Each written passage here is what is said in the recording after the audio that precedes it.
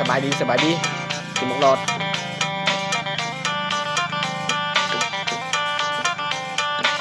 เขาที่ติดตัดต่อนะอันนี้มันเรื่องหมกหลอดกินหมกสมหมกแซวพี่น้อง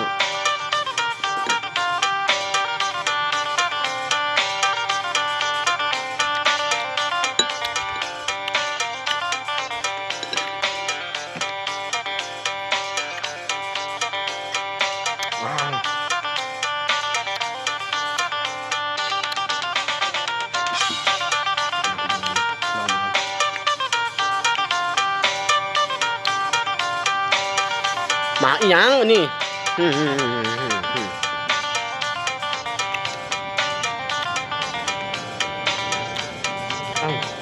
ผสมลายวะมานี่วะ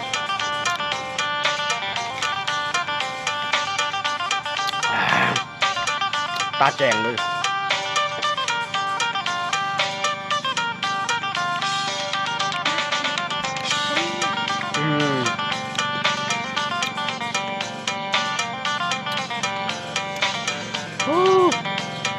สุดยอด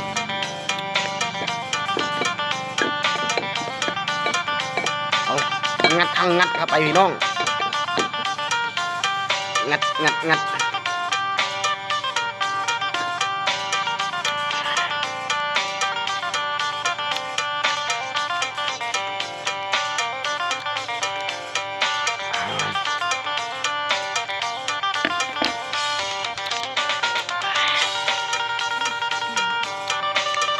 ลองบ่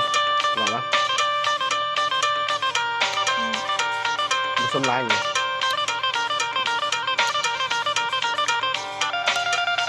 ยาแก่ยักษ์ลับพี่น้องมังรอดบันเฮายาแก่ยักษ์ลับ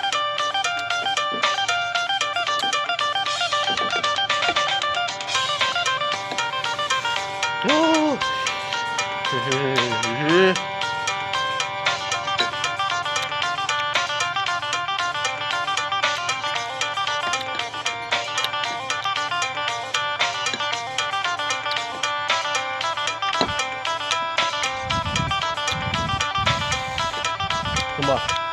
บุษมบได้เนาะกำลังกินแสบอยู่